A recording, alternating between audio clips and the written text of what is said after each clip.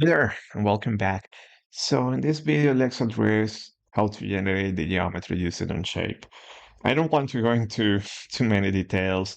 I want to point out now after you log in, you create your account and Onshape, you can get a free one. You have the Learning Center, okay? And here you have a lot of resources. It's very good, very complete. So I invite you to visit here and just watch the videos. There's a particular one that I recommend, Feature Script Fundamentals, because to generate the airfoil, I use a feature script. So basically, I need you know that the coordinates usually you find the coordinate in a CSV file. Now you have X, Y points, and then you need to import that. To do that, there are many options. I generate my own feature script, but also the developers of Onshape, they have a tool to create airfoils, or you can sketch the airfoil using splines and you read an image. It's up to you later. Another video going to show that. But how I did it in this case, I use my own profile airfoil generation tool, okay, for a specific reason I adapted, but to show you also there is this profile generator from the developers that you can use, or there is also you can look and you will find, for instance, this new page to generate more complicated stuff. So to do all these airfoils and winds, you have many features. So in my case, let me create a new document to show you.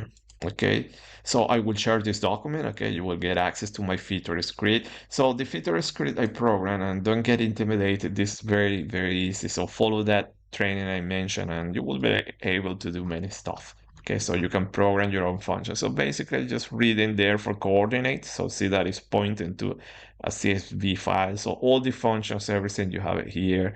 You need to go to learn everything, so you get access to that. So for instance, if I want to import something here, and then you look at where you have the document and it will import it. So in this case, for instance, my airfoil, look at that, you have this name there is importing this coordinate. The coordinates unique to low files. So see here that you can import low files. So here you have airfoil coordinates and put everything there. And then you have some options. I'm not going into detail. So this is stuff how it works. So let me go the document I just created. I didn't create a document assembly. Okay, Part Studio. So basically here I have access to my my feature scripts. It's called Airfoil V1. Okay. Then also here you can look for new. So these are features now shared by the community. You go here, add custom, and for instance, you want to look for the one from Onshape, Aerofoil, search. You have there and copy any of them. I'll probably copy the first one, the one by the developers, and you will have everything. So let me go with my version. I have this one, and basically we'll ask you, select a plane. So it can be any arbitrary plane. In that plane, it will create the airfoil with this core. So you can put any core. So this was my modification.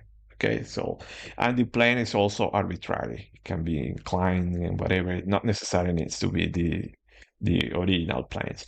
So you select here, a airfoil. I know it's the NACA. Okay, you can choose if you want polyline, splines. So let me put it there, and there you go. You imported your CSV, easy peasy, lemon squeezy. The next step is that you need to close this. And by the way, this is not closed, so this is why you don't have a surface there. So to do that one, I use this plane. I will sketch there, and then I will project this curve into the current one. And there you go. You have, let me put it normal.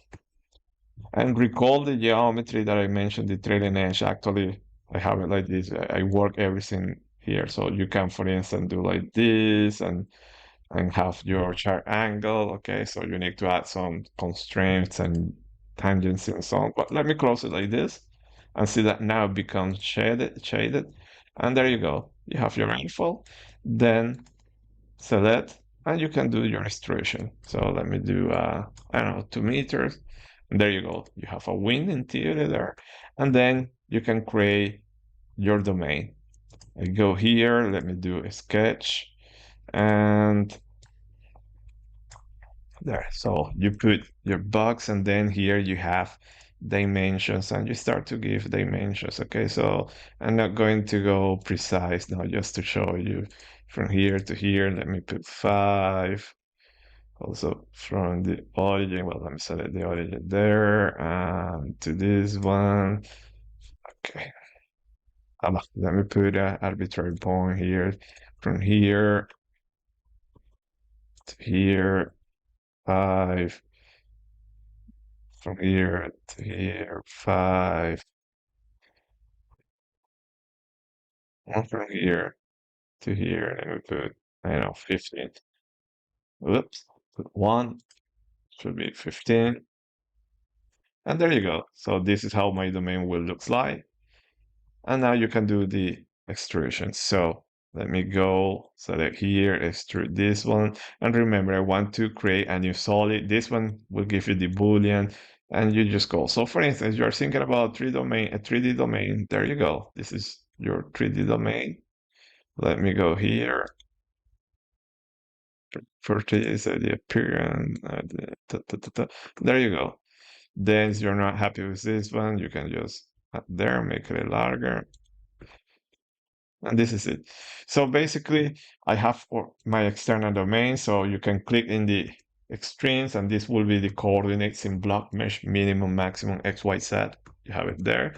Then export this one. Remember, deselect the spacebar. So remember that everything in orange is selected. So if you keep clicking, you can deselect, but you have many things, a spacebar, or you can click in the canvas somewhere.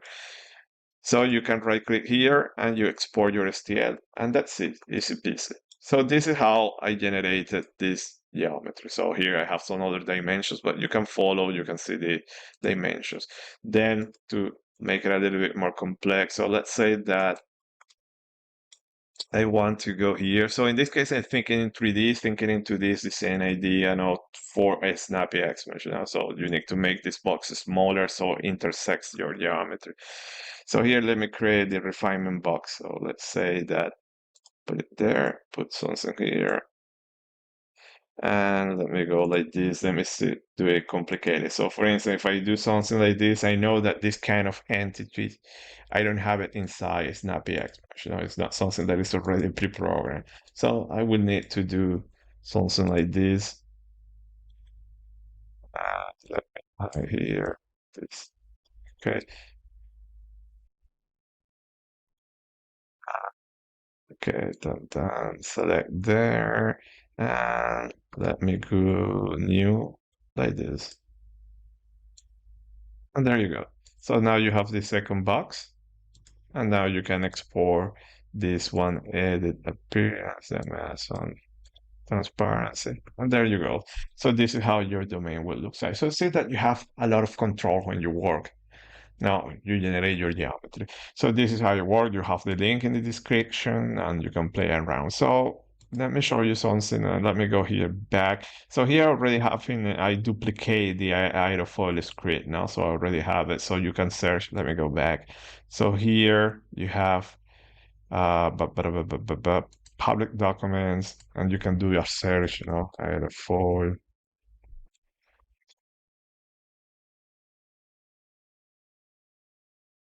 And it will search documents and then when it finds something, we will get now the document, and then you can duplicate it. Now, so let me get there here. So if you enter into this document, so basically you have many things that you can do. So it's a quite cool document. So importing applications, examples. So look at what you can do. You can do also the structures, and you have all these feature scripts now they share. Now multiplying with structure profile generator. So of all these scripts, you are interested in profile generator. So let me go back to the previous document, the one I was with this one. And to show you that I already searched for that document, you have also PDF there explaining. You can go here, add custom, and look for profile generator, and then you just duplicate it. You add it you can add the document to your space. The feature script. Okay, didn't follow. Any case, I already have it here, and just to show you the different how this one works. So this one already have all the database. So the probably you're already familiar with this database, and you have many airfoils there. Okay, so basically this one works like this. Let me go for the NACA 0012. Okay, so you give there no first, second digit, and let's say that I want to add a profile, but this one, the difference is that it will ask you profile and 2 points, leading edge and trailing edge. And let me select, okay, let me go, let me go in this one. So for instance, let me go and profile generator, will add, then here, then we get here also sketch plane here. And let me do this line. Okay, erase this one, right click there, erase, profile generator, and then on the 2 points. And there you go. So then you select your airfoil. So I wanted this NACA 0012, and there you go. So you see the difference is that here you need to give the line for there. In my profile, I already put the core. Here probably it's more flexible because you can also change the angle of that line. And well, here it's already closed. So this is how I did it. Okay, so there you go. You have your workflow. You can generate your geometry. Okay, you can duplicate my feature scripts. You have suggestions how can I improve it. For me, it works perfect for what I do. Okay, or you can use the more complex profile generator, okay, which is also fantastic. Okay, so thank you for your attention. See you next video. Bye.